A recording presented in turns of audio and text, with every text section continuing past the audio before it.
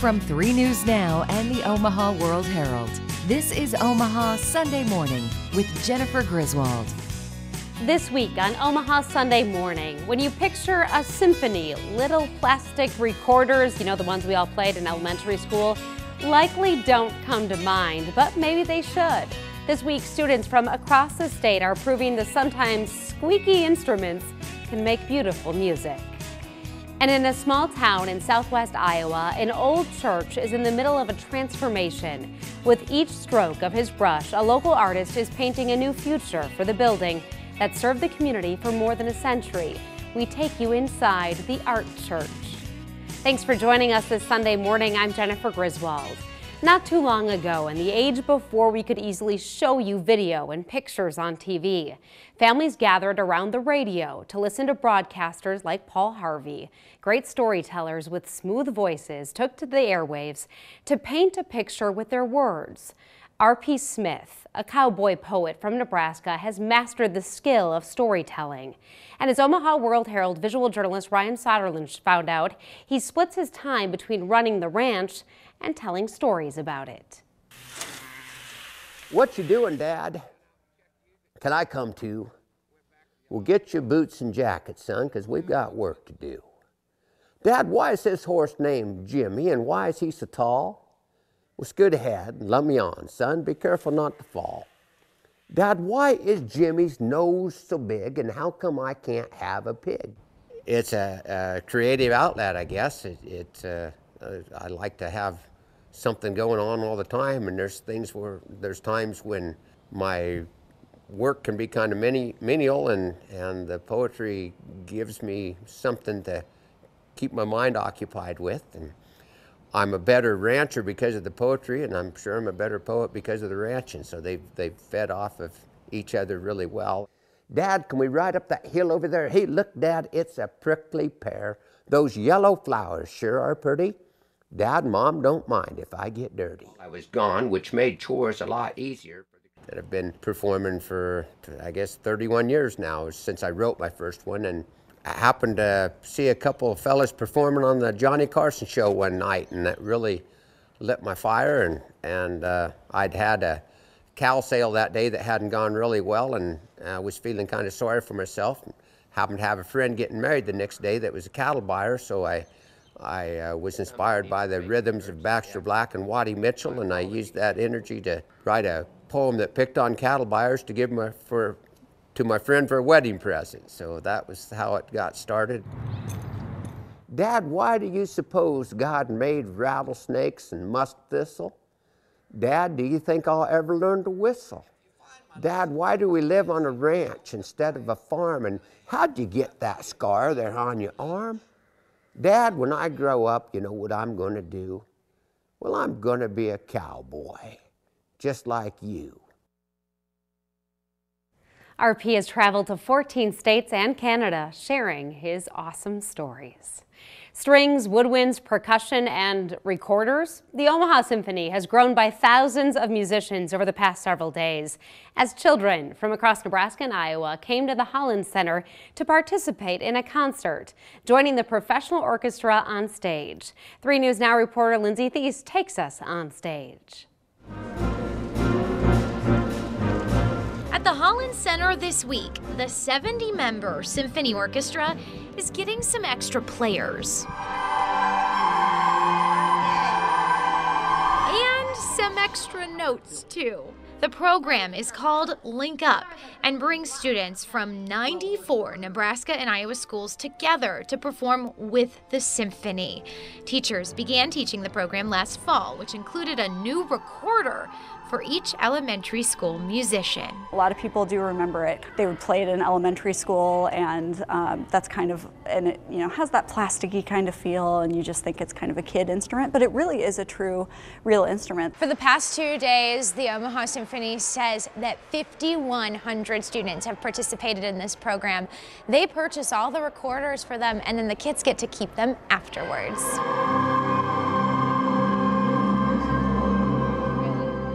The kids played along during Beethoven's Ode to Joy, Tchaikovsky's Romeo and Juliet, anxiously awaiting each cue from the conductor, ready to pick up and play, their shiny black instruments tied safely around their neck with a bright red string.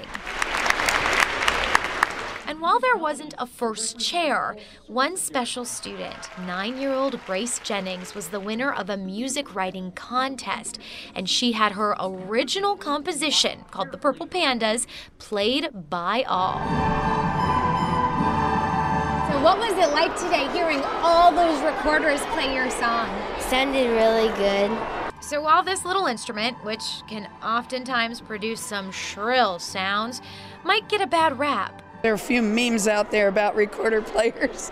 Gracie's music teacher wants us to give the recorder a little respect. If you had lived in the 1200s and you had any money at all, you would have played a recorder. Kings and queens, princes and princesses all played recorders. One thing's for sure, after this concert, a lot of these kids, instruments in hand, feel like royalty.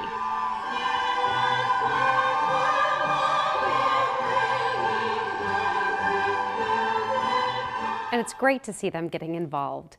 The woman known as Big Mama here in Omaha was laid to rest this week. Family and friends are remembering Patricia Barron and how she put her food and restaurant on the map. 3 News Now reporter Shantae Passmore shares how her legacy will live on.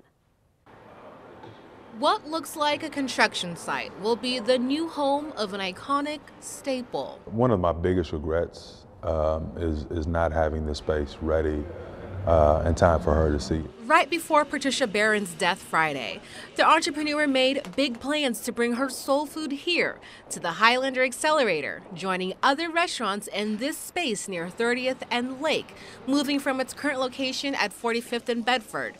Known for her finger-licking good food, national TV appearances, her trademark, she said back in 2010, was her work ethic. Come to work, do your best, and pass it on. Something Big Mama says she wanted to pass on to whoever she met and hired. Othello Meadows from 75 North, the backer behind the Highlander Accelerator, says Big Mama's legacy goes beyond your palate. You know, the way she empowered other women, and I think that is kind of this really enduring gift that she's given, you know, to Omaha, but also and particularly to her family. Order. And it's her family who'll carry on Big Mama's kitchen and catering, serving up hot meals to feed your souls. Big Mama's new location is expected to open later this year. It was an ambitious project. Take a more than 140-year-old church and turn it into a giant work of art. One Iowa man is doing just that. When Omaha Sunday Morning continues, we go inside the Art Church.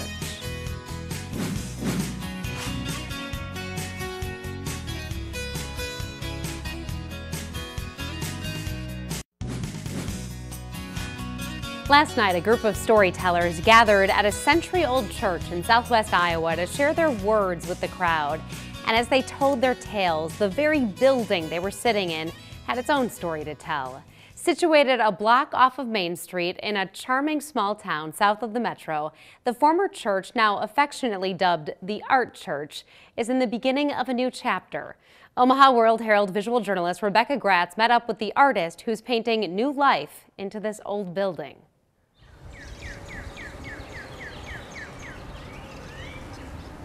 I had people joke, "Oh, are you going to do like Michelangelo?" And I thought, well, you know, I'm not Michelangelo, but you have to do something to get people's attention when you're in a town of 1,200. And it's like, I want to do something that if this was in downtown New York City, people would come in to see it. And that's my goal, you know, just to make it like, wow, this is in Malvern, Iowa. Like, who'd have thought that? I need a place to live and a place to work, a place that can be public where I can host my own shows. And I'm also into historical preservation. You look at the craftsmanship that goes into a building like this. It was built in 1873. You know, it's hand tools. And then you have 11-foot tall Gothic windows, and it in itself is an art piece. So to me, it was, you know, the art and the architecture complement each other. I'm amazed it's all worked out on an artist budget. All right, guys. Well, thanks again. See ya. Have a good night. You too.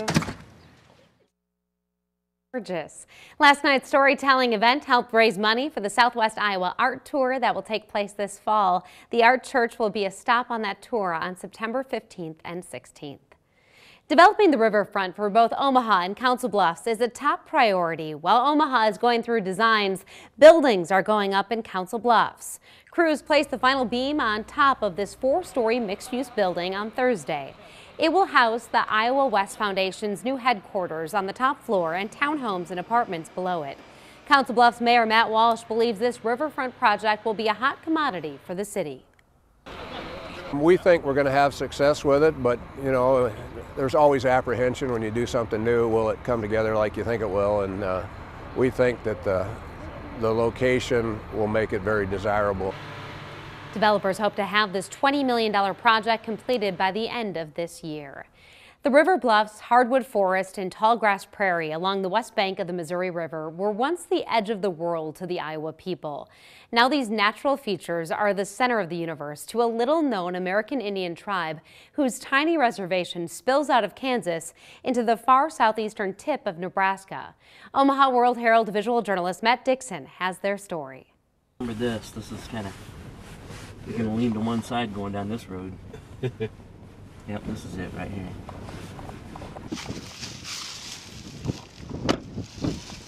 Stress how grateful I was to get this piece of land so we could, you know, keep it natural, undisturbed. This land has been here since, you know, our reservation has started. Of course, we didn't always have this part. Somebody else, a private landowner, owned this and preserved it and then donated it to the conservatory. It's something that we'd like to keep, and I think Lance could probably add to that. To be somewhere where it's quiet, I mean, that's one of the things that I really enjoy about being here is the quiet and the fact that all our spirits of our ancestors are here. The spirits of our ancestors are here, and in our privacy, in our own private moments, we hear them sometimes. We communicate with them, and they always have our backs, you know. The tribe is trying to purchase more of its reservation lands with revenue from its casino White Cloud. About 30% of the reservation now is owned by tribal members. You could say nothing's more Nebraskan than a runza, but students at Nebraska's largest university may soon have to leave campus to get one. The reason why and the reaction when Omaha Sunday Morning continues. It's a restaurant that screams Nebraska. You can find runza across the state in Memorial Stadium, even at the UNL Student Union. But that on-campus presence is about to change. Out-of-state restaurants outbid runza, and it's now on the chopping block. Omaha World-Herald visual journalist Megan McGill has reaction. In the lunch hour rush, runza produces another wraparound line with dozens of hungry customers. I'm from out of state, so when I came to Nebraska, one of the first things they talked about on the tour was how much people love runza here. Runza has called the student union home for a decade, but this April they'll be forced to close. At the end of a vendor's 10-year contract, the university is required to rebid the business. It has to be an open and competitive process. 3 proposals were submitted for the space. Each was reviewed by several committees, and at the end of the day, the director of the Nebraska Union's Charlie Francis said runza was simply beat out. We had a vendor that came in and they gave us a really innovative proposal that looked at that's looking at 2 different restaurants. Runza President Donald Everett Jr. responded to the closing in a letter to the Daily Nebraskan. In it, he wanted to emphasize that runza did not choose to leave. He also wrote that he felt the university did not take into consideration all the good they do outside of the rent space. Medium fry.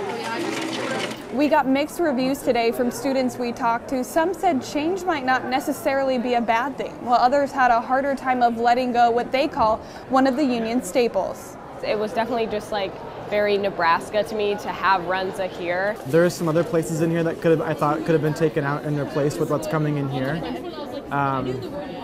I guess something new is always good. And Charlie agrees. He said runza has been great to work with and isn't ruling out seeing them back in the future. In 10 years, we'll be looking at going through this process again, and I'm hopeful that we would have a proposal from runza then that we could consider. Still lots of places to get a runza. If that story has you a little upset, this next one might be the solution. Smashed bottles, shattered plates, a chance to straight up chuck something against a wall. A new business in Omaha is hoping you'll bring your pent-up stress with you and unload it on them. 3 News Now reporter Lindsay Thies takes us to La Smash. Throwing, shattering, smashing, and bashing. That's the way one new metro attraction wants you to let out your aggression and energy.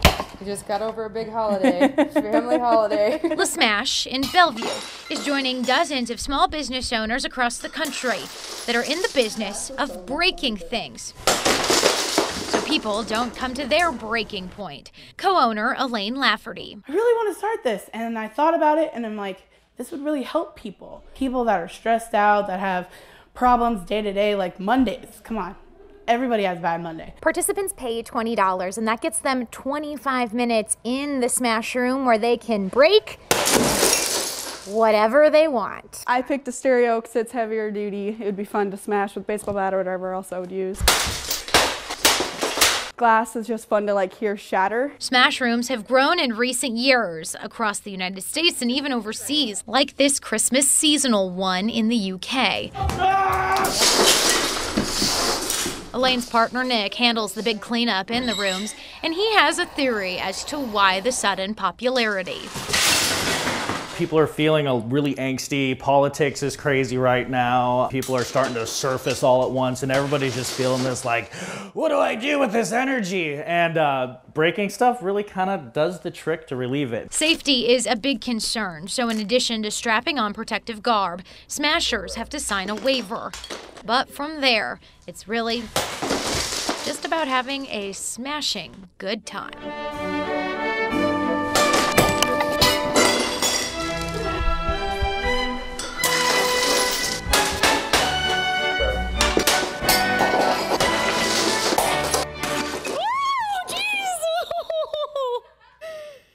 Yikes! Smashers can also bring their own items to break. The owners say it's a popular spot to get rid of that box your ex left at your place. And we're pretty sure editorial cartoonist Jeff Katurba might need a few minutes in one of those smash rooms. When we come back, he shares what's got him so worked up this week.